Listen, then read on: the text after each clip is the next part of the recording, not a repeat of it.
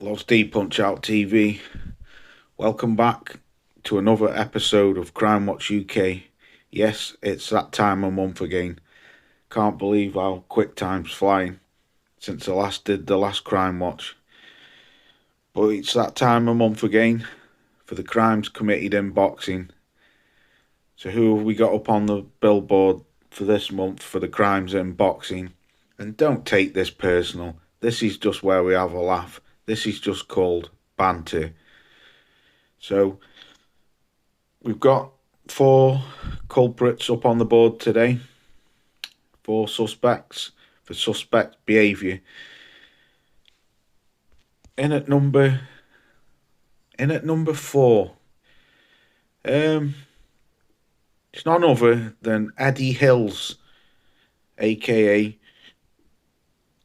Eddie Hearn. Eddie Hearn's in number 4 this month, should I say, for screaming from the rooftops a robbery.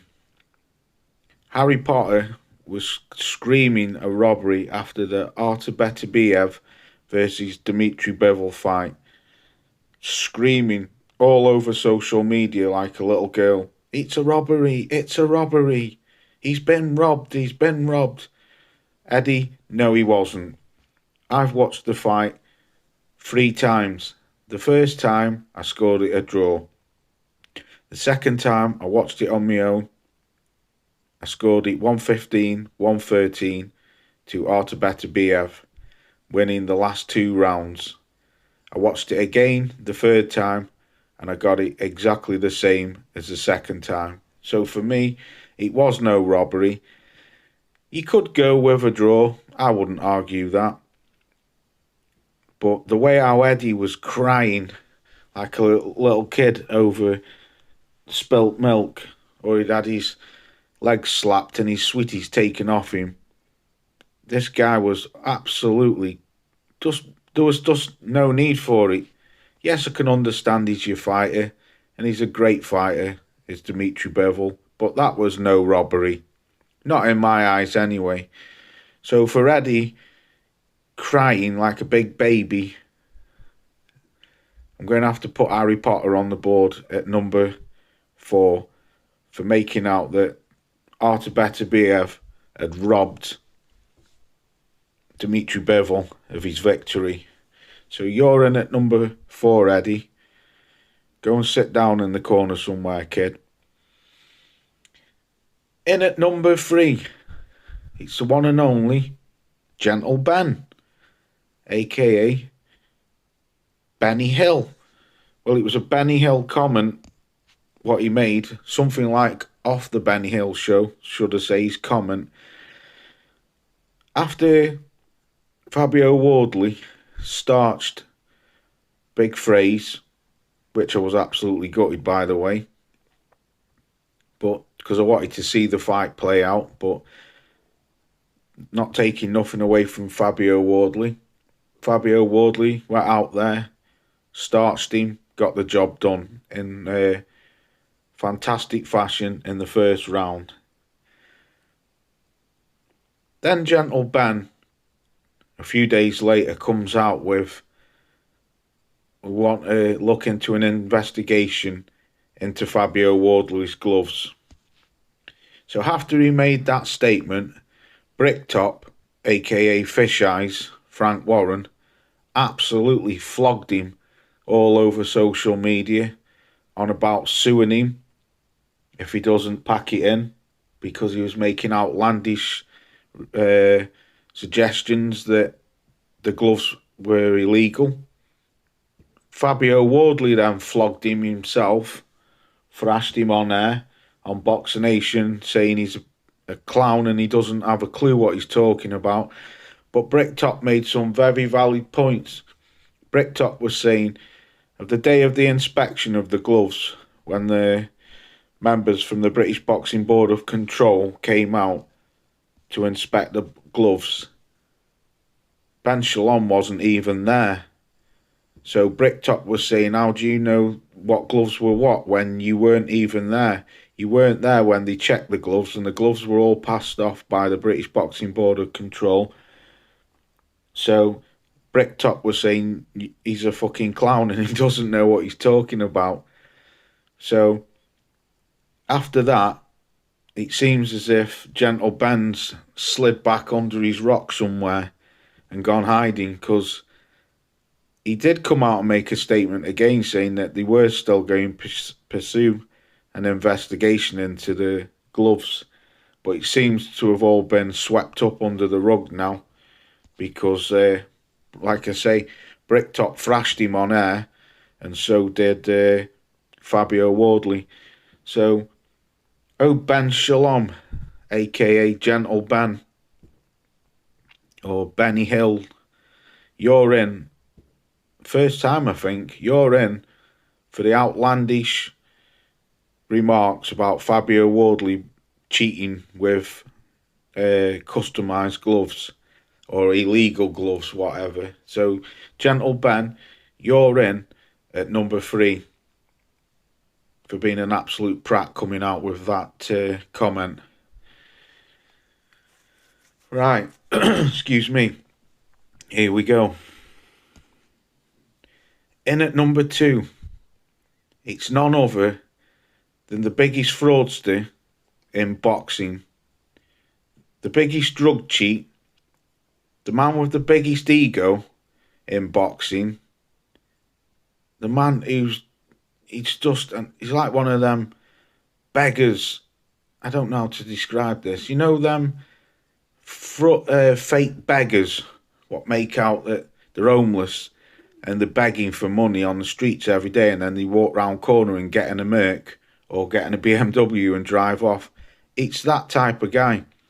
Conor Benn, or should I say Conor Hen, the man with the shittest hairstyle in boxing. What the hell is that hairdo all about?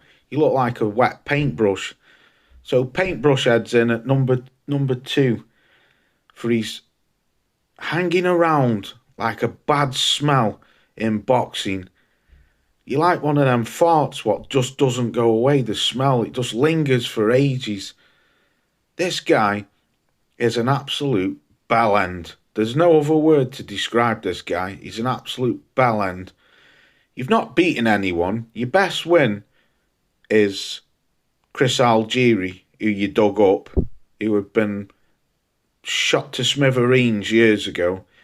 This guy's on Twitter all the time claiming that he's going to do this, he's going to do that. He wants Jerome Boots Ennis, he wants Devon Haney, we've heard it all so many times.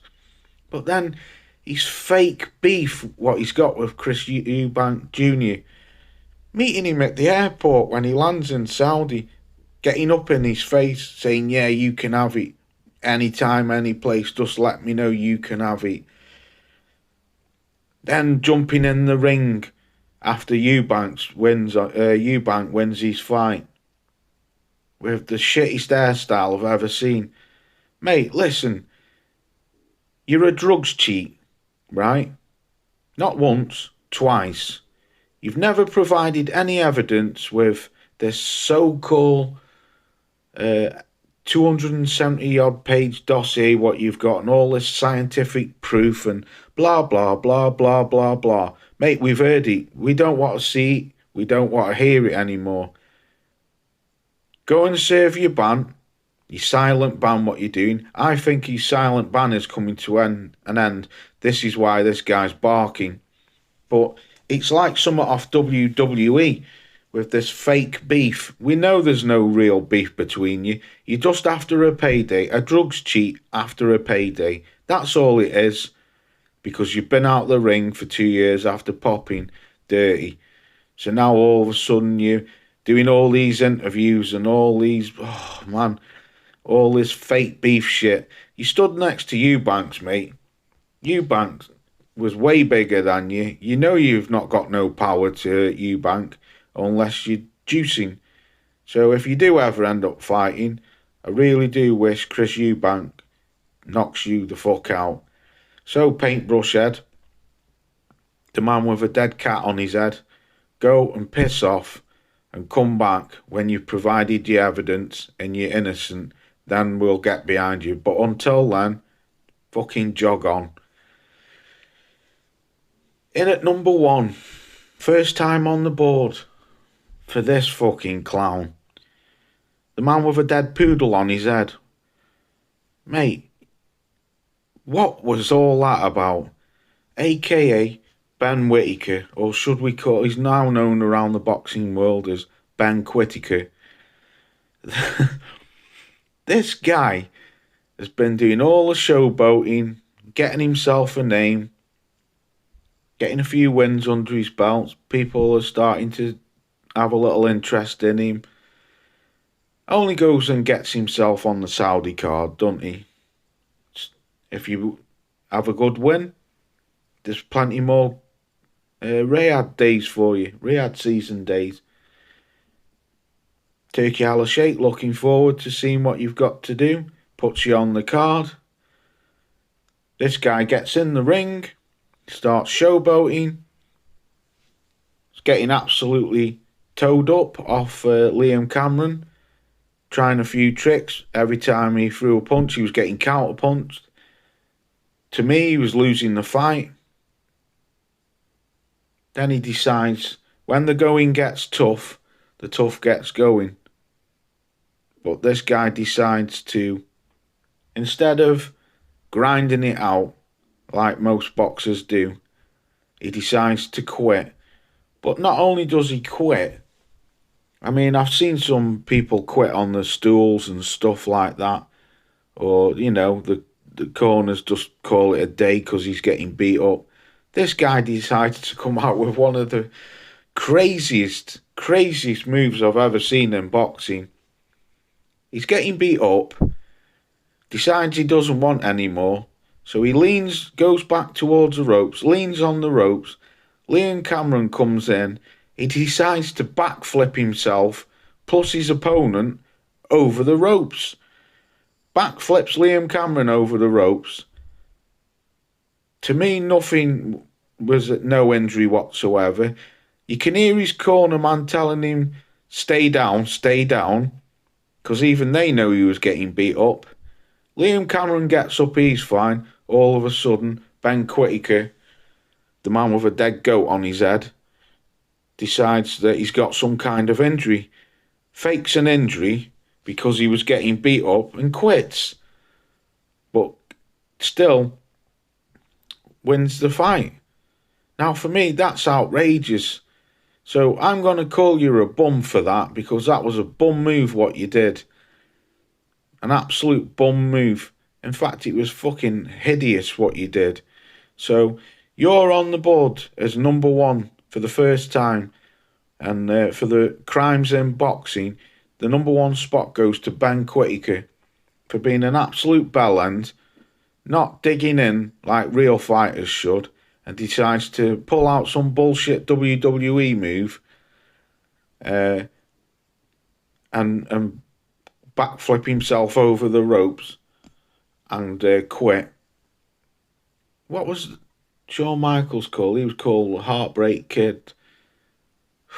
This guy's called the Heartbreak Quit or something. I don't know. I have got a name for him, but I've lost it now off the top of my head. But Ben Whittaker, or should I say Ben Quitaker, you're in at number 1 for being the biggest fraud in boxing and pulling out the biggest bullshit move I've ever seen in boxing.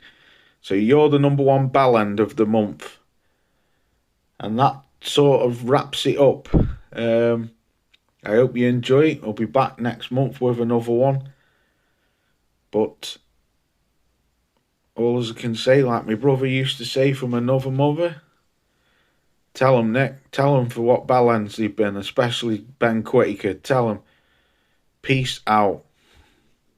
In the meantime, don't have nightmares. Do please sleep well. Good night. Good night.